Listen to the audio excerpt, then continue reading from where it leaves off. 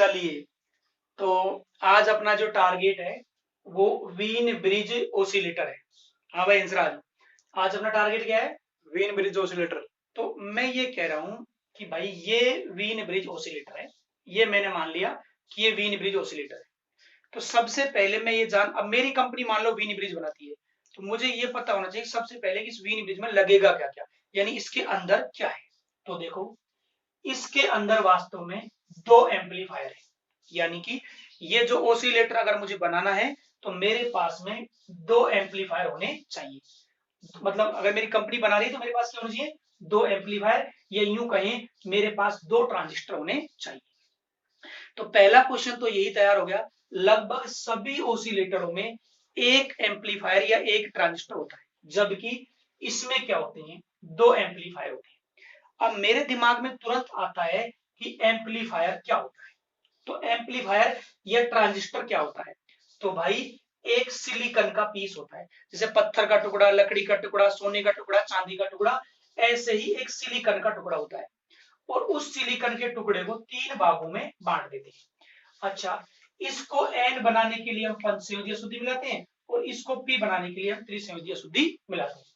मतलब Wien bridge है, उसके अंदर एम्पलीफायर है, एम्पलीफायर का मतलब एक सिलिकॉन का पीस जो कितने भागों में बटा हुआ है? तीन भागों। डन और नो डन? तो ये मुझे समझ में आ गया कि वीन ब्रिज ऑसिलेटर में एम्पलीफायर किसे कहते हैं। अब इसमें कितने एम्पलीफायर लगा रखे हमने? दो। तो मेरे दिमाग में है कि दो क्यों लगाई, क्या कारण है? तो देखो, मुझे अब ये हमने कुछ बताया समझाने के लिए। तो सबसे पहले ये एक एम्पलीफायर है, या ये एक ट्रांजिस्टर है, या ये एक सिलिकॉन का पीस है जो तीन भागों में डिवाइडेड है। अब इसका मैंने इनपुट अप्लाई किया है, तो इनपुट अप्लाई किया है तो मुझे क्या मिलेगा? आउटपुट। मतलब एक बात मुझे समझ में आ गई कि ये जो आपका ट्रांजिस्टर है इसमें इनपुट भी होता है और आउटपुट भी होता है। इनपुट अप्लाई किया है मैंने बेस पर और आउटपुट मुझे कहां मिलेगा? कलेक्टर पर। डन और नॉट डन? अब देखो, सबसे पहले इनपुट, हमने पहले भी आपसे कहा था और दोबारा भी कह रहे हैं कि ओसिलेटर में कोई इनपुट नहीं होता है। ओसिलेटर में कोई इनपुट नहीं। जैसे हम शादी पार्टियों में माइक लाते हैं, तो हम उसमें अगर माइक में हेलो हेलो नहीं बोले ना, तब भी वो घूंघू करने लग जाता है। क्यों? क्योंकि वो बेफालतू की आवाज को बढ़ा देता है। ऐसे ही हम ये मान, अब मैंने कहा कि इनपुट, ओसिलेटर में कोई इनपुट नहीं होता, तो ये एम्पलीफायर क्या करता है? जो वातावरण में या सर्किट में जो बेफालतू की आवाज है, उस आवाज को क्या कर देता है? बढ़ा देता है। तो ये बेफालतू की आवाज है। अच्छा, एक्चुअल में ये एसी सिग्नल है, या यूं कहें ये एसी वोल्टेज है। आया कहां से? बेफालतू की आवाज है। जब हम इस बेफालतू की आवाज को इस पर अप्लाई करेंगे तो ये ट्रांजिस्टर उसको क्या कर देगा? बढ़ा देगा। यानी मुझे आउटपुट कहां मिलेगा? कलेक्टर पर। तो एक्चुअल में जो आउटपुट वोल्टेज है ये ए और इनपुट वोल्टेज होता है। तो मैंने समझने के लिए ये मान लिया कि मान लो ये गेन जो है इसका, ये मान लो 5 है। ये हमने मान लिया कि इसका गेन कितना है? 5। ऐसे ही मान लिया जर्नली, या और भी ज्यादा ठीक रहेगा, मान लो हमने इसको 3 मान लिया। और इनपुट 2 है, इनपुट 2 है, तो हमारा जो आउटपुट है वो कितना हो गया? 6 वोल्ट हो गया। अब मैं समझाना क्या चाहता हूं, ये 2 वोल्ट जो है ये इनपुट वोल्टेज है, ये बेफालतू की आवाज है, और 3 इसका क्या है? गेन। तो आउटपुट में हमें क्या मिल गया? 6 वोल्ट। लेकिन आप ये देखें कि यहाँ पर हमारा पॉजिटिव साइकिल है और यहाँ पर हमारा क्या है? नेगेटिव साइकिल है। यहाँ पर हमारा नेगेटिव साइकिल, तो यहाँ पर पॉजिटिव और यहाँ पर क्या है? नेगेटिव। तो कितना डिग्री का एंगल है? 180 डिग्री का एंगल। तो समझ में क्या आया? वीन ब्रिज ऑसिलेटर, उसके अंदर एम्पलीफायर, एम्पलीफायर का मतलब एक सिलिकॉन का पीस, उसको कितने भागों में डिवाइड कर रखा है? 3 भाग। अब बात आती है इनपुट की और आउटपुट की। मैं इनपुट के बारे में कह रहा हूं, इनपुट नहीं होता, बेफालतू की आवाज को ही बढ़ा देता है। और मैंने मान लिया बेफालतू की आवाज का एसी वोल्टेज 2 वोल्टेज है, और इसका गेन मैंने कितना मान लिया? 3। तो आउटपुट हमें क्या मिल गया? 6। दूसरा इसने क्या किया? इनपुट और आउटपुट के बीच में 180 डिग्री का एंगल है। तो ओसिलेटर में जो एम्पलीफायर होता है, एक तो 180 डिग्री का फेज शिफ्ट प्रोवाइड करता है, और दूसरा गेन को, जो आपका इनपुट है उसको क्या कर देता है? बढ़ा देता है। डन?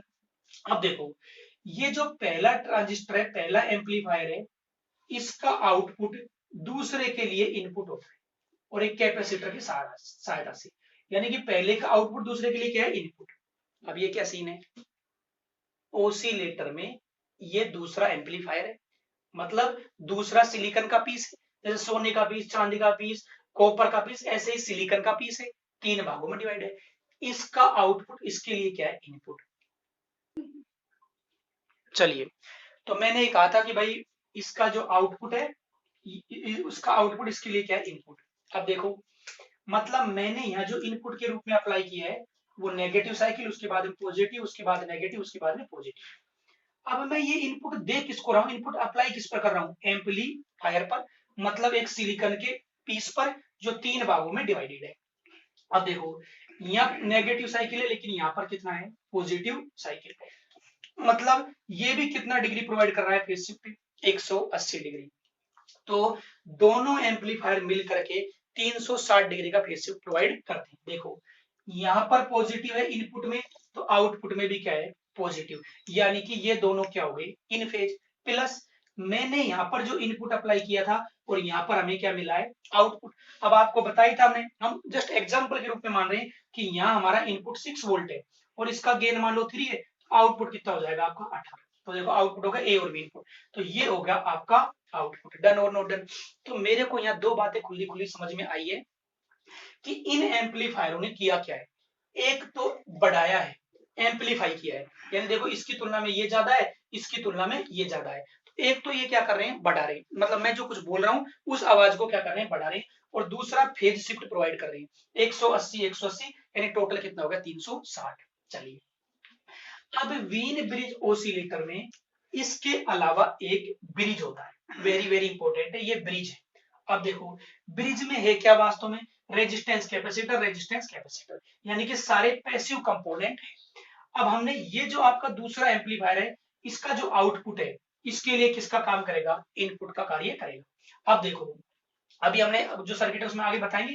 तो ये हमारा ब्रिज है, इस ब्रिज की खास बात ये है कि ब्रिज है वो बैलेंस होगा, किस पर, केवल एक फ्रीक्वेंसी पर, केवल एक ही फ्रीक्वेंसी पर ब्रिज बैलेंस होगा। यानी कि ये जो हमने यहाँ पर इसको इनपुट दिया है और यहाँ में जो आउटपुट मिल रहा है वो बिल्कुल बैलेंस होगा, बिल्कुल इन फेज होगा, लेकिन एक फ्रीक्वेंसी पर, और उस फ्रीक्वेंसी को हम बोलते हैं resonance frequency. Wien bridge oscillator में जो फ्रीक्वेंसी है वो होती है 1/2 pi under root R1 R2 C1 C2, R1 R2 C1 और C2। इनके कारण हमें मिलता है पॉजिटिव फीडबैक और इनके कारण हमें क्या मिलता है, नेगेटिव फीडबैक। हमारी फ्रीक्वेंसी होगी 1/2 pi under root R1 R2 C1 C2।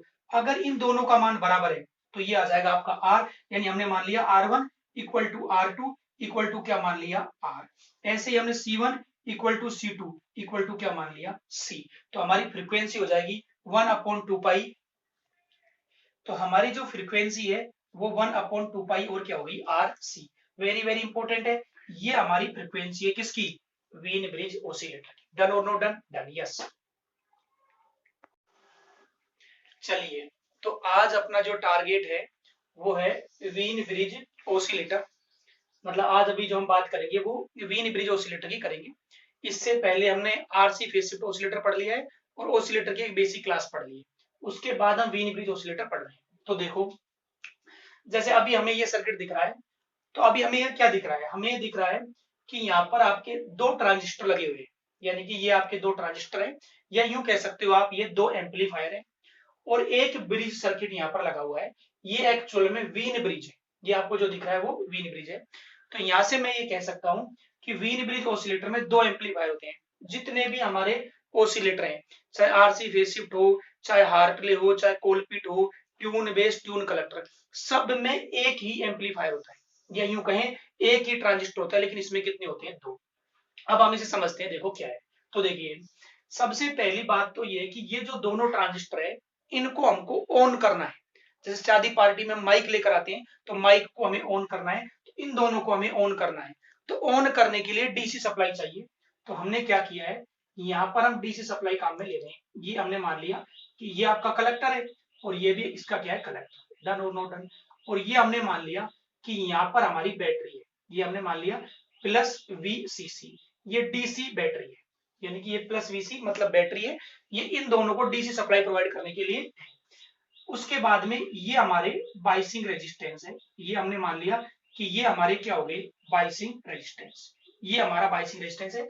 ऐसे ही इसके लिए भी हमने ये मान लिया कि ये एक्चुअल में हम मान लेते हैं ये हमारा क्या है, बाइसिंग रेजिस्टेंस, ये हम मान लेते हैं। तो क्या समझ में आया हमें ये समझ में आया कि भाई ये दोनों ट्रांजिस्टर है, इसको ऑन करने के लिए डीसी सप्लाई चाहिए, तो ये हमने यहाँ पर बैटरी लगा दी है। बैटरी लगा करके यहाँ वोल्टेज को डिवाइडर कर दिया है, मतलब ये दोनों हमारे जो ट्रांजिस्टर है, ये दोनों एम्पलीफायर ऑन हो गए, ये डीसी सप्लाई है। अब देखो, अब आपको पता है चाहे ट्रांजिस्टर हो चाहे एम्पलीफायर, डीसी और एसी दोनों को हैंडल करता है। तो हम ये मान लेते हैं कि ट्रांजिस्टर सर्किट में अनवांटेड आवाज है, मतलब ट्रांजिस्टर सर्किट में बिना फालतू की आवाज है, क्योंकि हमें पता है ऑसिलेटर में तो बाहर से कोई इनपुट ही नहीं होता, या फिर इस डीसी का वोल्टेज बार बार बदल रहा है, उसके कारण बेस करंट क्या हो रही है, बदल रही है। तो ये हमने मान लिया कि ये हमें कुछ ना कुछ क्या मिल गया, ये हमारा कुछ ना कुछ ओसिलेशन है, मतलब बाहर से तो कोई इनपुट है नहीं, तो ये इनपुट कहां से आया, बेफालतू की आवाज के कारण ये वोल्टेज आया, और मान लो ये 2 वोल्टेज के बराबर है। अब इसे हमने किस पर अप्लाई कर दिया, ये ट्रांजिस्टर 1 पर हमने अप्लाई इसे कर दिया।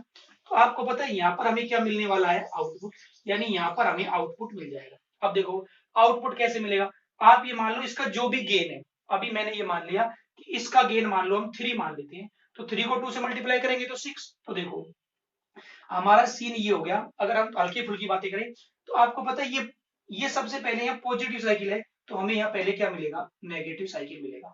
ऐसा क्यों, आपको पता है ये ट्रांजिस्टर है और ये कॉमन एमिटर मोड में है, तो कितना डिग्री फेज शिफ्ट प्रोवाइड करता है ये, 180 डिग्री। तो पहले पॉजिटिव है तो हमें क्या मिलेगा, नेगेटिव, प्लस हमें ओसिलेशन थोड़ा सा क्या मिलेगा, ज्यादा, ये ओसिलेशन हमें ज्यादा मिल गया। अब थोड़ा सा समझना होगा, पढ़ रहे हैं हम वीन ब्रिज ओसिलेटर, ओसिलेटर के अंदर क्या है, ट्रांजिस्टर, और ट्रांजिस्टर है तो हम उसे इनपुट अप्लाई कर रहे हैं, मतलब हेलो हेलो, ये इनपुट लेकिन अनवांटेड इनपुट है, तो एम्पलीफायर इसको क्या कर देगा, बढ़ा देगा, हमें यहाँ पर क्या मिल गया, आउटपुट। अब देखो हम ये आउटपुट मिल गया हमें कलेक्टर पर, अब हम इसका जो आउटपुट है इसके लिए किसका काम कर रहा है, इनपुट का कार्य कर रहा है, यानी इसका आउटपुट इसके लिए इनपुट है। तो फिर यहाँ कैपेसिटर क्यों लगाया, हम ये चाहते हैं जो हमारी आवाज है वो तो एसी है, यहाँ पर एसी भी है और डीसी भी है। एक्चुअल में कैपेसिटर क्या करता है, डीसी को ब्लॉक करता है, तो हम यहाँ पर इनपुट के रूप में केवल क्या अप्लाई करना चाहते हैं, एसी अप्लाई करना चाहते हैं, यानी कि ये जो एसी है हमने इस वाले एम्पलीफायर पर अप्लाई कर दिया है। अब आपको पता है यहाँ पर हम इनपुट अप्लाई करेंगे तो यहाँ पर हमें क्या मिलेगा, आउटपुट, यानी हमें यहाँ पर क्या मिल रहा है, आउटपुट। लेकिन ये भी आपका ट्रांजिस्टर है, यानी ये भी कॉमन एमिटर मोड में, ये भी कितना डिग्री एंगल प्रोवाइड करेगा, 180 डिग्री। यानी कि अगर यहाँ पॉजिटिव साइकिल है, सॉरी नेगेटिव साइकिल है, तो पहले हमें कौन सा साइकिल मिलेगा, पॉजिटिव, यानी कि यहाँ हमें मिल गया पॉजिटिव साइकिल, ये हमें पॉजिटिव साइकिल यहाँ पर मिल गया। तो क्या हुआ, एक्चुअल में जो भी इसका इनपुट था और इसका गेन जो भी था, मान लो 3 है, और मान लो यहाँ पर आपका 3 × 2 यानी इनपुट 6 है, तो यहाँ पर आउटपुट आपको कितना मिल जाएगा, 18, यानी इनपुट इंटू गेन, यही तो होता है आउटपुट। तो देखो इनपुट और आउटपुट में अंतर है, तो कितने का, यहाँ पॉजिटिव नेगेटिव है तो यहाँ में क्या मिला, पॉजिटिव, डन और नॉट डन, यानी कि इसने भी कितना फेज शिफ्ट प्रोवाइड किया, 180 डिग्री। अब यहाँ थोड़ा सा दिमाग खराब हो गया होगा, ओसिलेटर के अंदर 2 ट्रांजिस्टर लगा रखे हैं, यानी 2 एम्पलीफायर लगा रखे हैं। तो पहले तो हमें समझना है, हम कई बार कह चुके हैं, ये क्या है, ये वास्तव में एक सिलिकॉन का पीस है, ये सिलिकॉन का पीस है जो कितने भागों में डिवाइड है, 3 भागों में, n प्लस p माइनस और n, यानी कि ये सिलिकॉन का पीस है, ये 2 सिलिकॉन के पीस है, ऑन करने के लिए डी सप्लाई, और ये हमारा क्या हो गया, अनवांटेड इनपुट। तो मतलब इन्होंने क्या किया, एक तो 180 डिग्री फेज शिफ्ट प्लस बढ़ाया है। अब हमें यहाँ पर क्या मिल गया, आउटपुट, यहाँ हमें आउटपुट मिल गया है। अब देखो अगर यहाँ में आउटपुट मिला है, तो आपको पता है आउटपुट से एक लाइन वापस कहाँ जा रही है, इनपुट पर, ये आपकी लाइन आउटपुट से कहां पर आ रही है, इनपुट पर, तो ये हमारा क्या है, फीडबैक। तो सिंपल सी बात है, व्हीन ब्रिज जो ऑसिलेटर है उसके फीडबैक नेटवर्क में, ये भाई ये आउटपुट है, उसे एक लाइन कहां पर जा रही है, इनपुट पर, तो फीडबैक नेटवर्क में क्या लगा हुआ है, ब्रिज, और इसका नाम क्या है, व्हीन ब्रिज, ये आपका व्हीन ब्रिज है। ये हमने मान लिया कि ये हमारा क्या है, व्हीन ब्रिज, डन और नॉट डन। तो व्हीन ब्रिज ऑसिलेटर के फीडबैक नेटवर्क में क्या लगा हुआ होता है, व्हीन ब्रिज। अगर मान लो आउटपुट में कोई डीसी है तो वो इनपुट पर अप्लाई ना हो, इसके लिए हमने क्या लगा रखा है, कैपेसिटर, डन और नॉट डन। अब देखो ये यहाँ पर हमने अप्लाई किया इनपुट, और यहाँ पर हमने क्या अप्लाई किया, ये आउटपुट, तो यानी कि ये हमारा जो ब्रिज है इसका आउटपुट ट्रांजिस्टर के लिए क्या है, इनपुट है।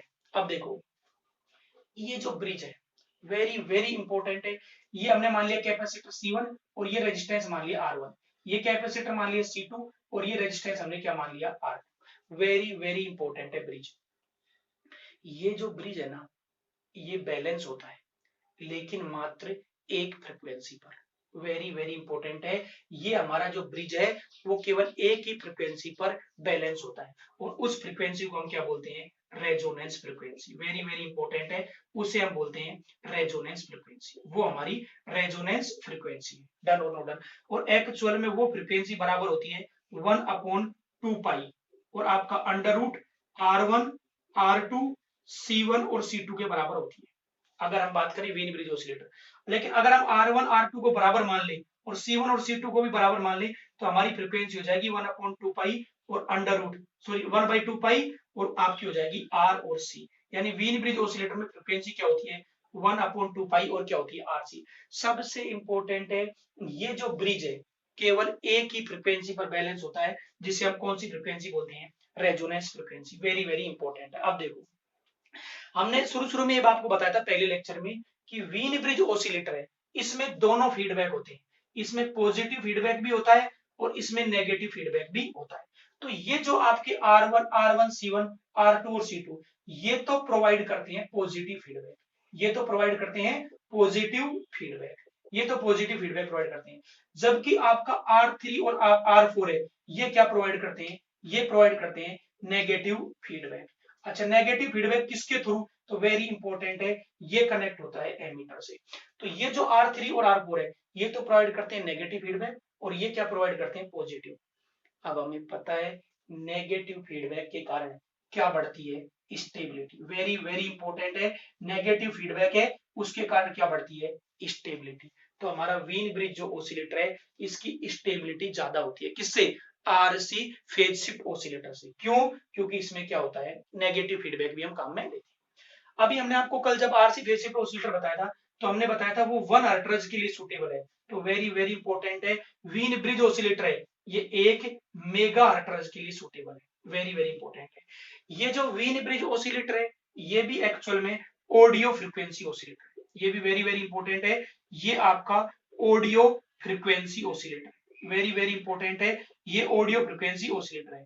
और ये जितना भी सर्किट आप देख रहे हो इसमें क्या नहीं है, इसमें LC टैंक नहीं है। वेरी वेरी इंपॉर्टेंट है, व्हीन ब्रिज ऑसिलेटर में कोई भी क्या नहीं होता, LC टैंक नहीं होता, क्योंकि LC टैंक हम किसमें यूज करते हैं, हाई फ्रीक्वेंसी ऑसिलेटर में यूज करते हैं। डन और नॉट डन, यस।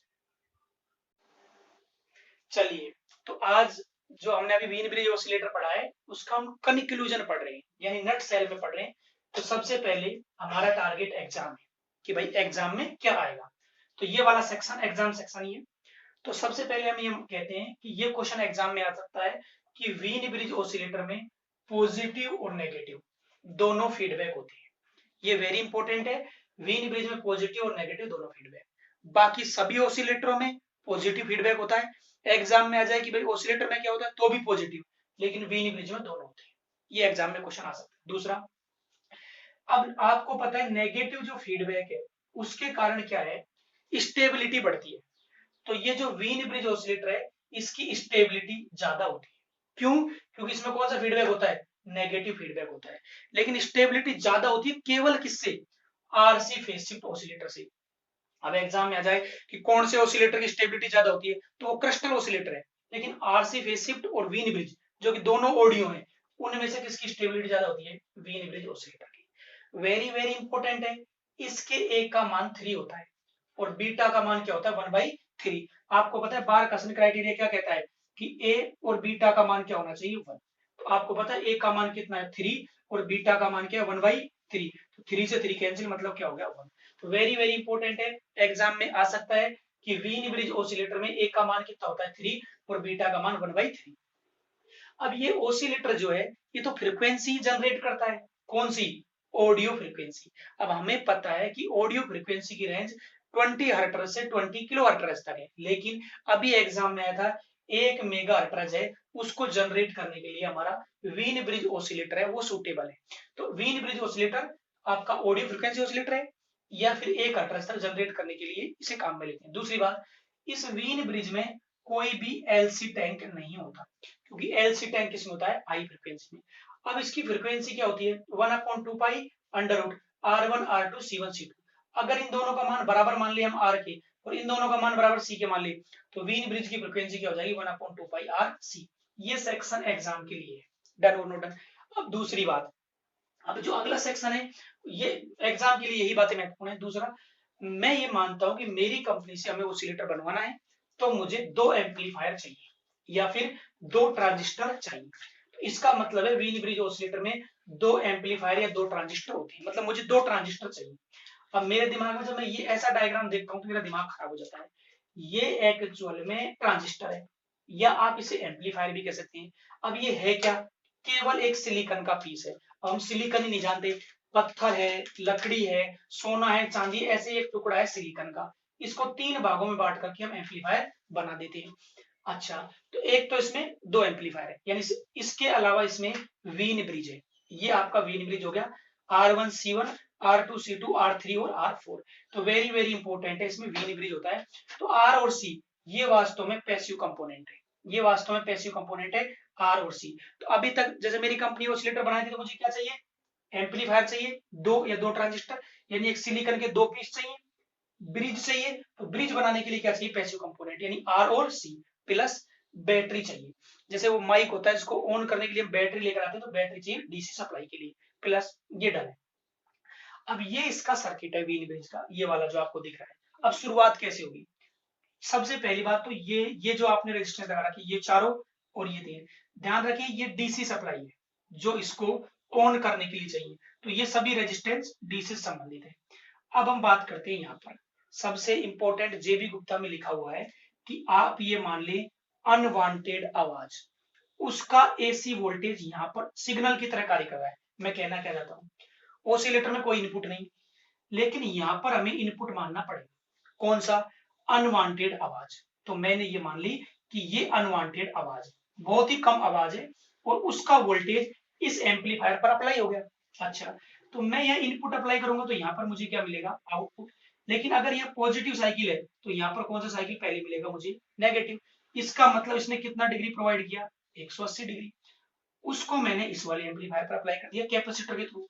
तो मैंने पहले क्या अप्लाई किया है, नेगेटिव, ये मुझे क्या प्रोवाइड करेगा, पॉजिटिव। डन। तो वेरी इंपॉर्टेंट है, कॉमन एमीटर, कॉमन एमीटर है, प्रत्येक 180 डिग्री का फेज शिफ्ट प्रदान करता है। अच्छा, यहाँ पर मुझे आउटपुट मिला कैपेसिटर के थ्रू, मैंने इसे कहां अप्लाई कर दिया, वीन ब्रिज पर। अब आउटपुट से जो लाइन इनपुट पर जाती है वो क्या कहलाता है, फीडबैक। अब ये जो लाइन है इसको हम यहाँ डायरेक्ट भी कनेक्ट कर सकते थे, यानी कि इस लाइन को हमने यहाँ डायरेक्ट कनेक्ट कर दिया। हमें ब्रिज लगाने की आवश्यकता क्यों है, एक वर्ड में ये कि इस ब्रिज के कारण स्टेबिलिटी बढ़ जाती है। क्यों बढ़ जाती है, एक्चुअल में क्या है कि ये ब्रिज बैलेंस जो होगा ना वो केवल एक ही फ्रिक्वेंसी पर होगा। मान लो ये ब्रिज बैलेंस 1 मेगाहर्ट्ज पर हो रहा है, 1 मेगाहर्ट्ज पर, तो यहाँ पर जो सिग्नल आएगा वो सिग्नल आएगा जिसकी फ्रिक्वेंसी 1 मेगाहर्ट्ज होगी और उसी को ये एम्पलीफायर एम्पलीफाई करेगा। मतलब ये ब्रिज बैलेंस केवल 1 मेगाहर्ट्ज पर हो रहा है। अब मान लो ये ब्रिज नहीं है तो ये वायर डायरेक्ट कनेक्ट है, तो अब ये एम्पलीफायर एम्पलीफाई करेगा उस सिग्नल को जिसकी फ्रिक्वेंसी 1 मेगाहर्ट्ज है, उस सिग्नल को भी जिसकी फ्रिक्वेंसी 20 किलोहर्ट्ज है, उस सिग्नल को भी जिसकी फ्रिक्वेंसी 30 किलोहर्ट्ज है, सबको ये एम्पलीफाई करेगा। जबकि हम कौन से सिग्नल पर काम करवाना चाहते हैं, 1 मेगाहर्ट्ज। तो ये केवल एक ही फ्रिक्वेंसी पर बैलेंस होता है ब्रिज और उसको बोलते हैं रेजोनेंस फ्रिक्वेंसी। ये जो आपका पोर्शन है ये पॉजिटिव फीडबैक का है और ये आपका कौन सा है, नेगेटिव फीडबैक। ये R4 है, इसकी जगह आप टेम्परेचर सेंसिटिव लैंप भी लगा सकते हैं, इसमें एलसी टैंक नहीं। ये हमारा वीन ब्रिज ऑसिलेटर हो गया। इससे पहले हमने आरसी रेसिप्टिव पढ़ लिया है, उससे पहले हमने ऑसिलेटर की क्लास भी पढ़ ली है। अब हम पढ़ेंगे हार्टली और कोलपिट और क्रिस्टल। Done done.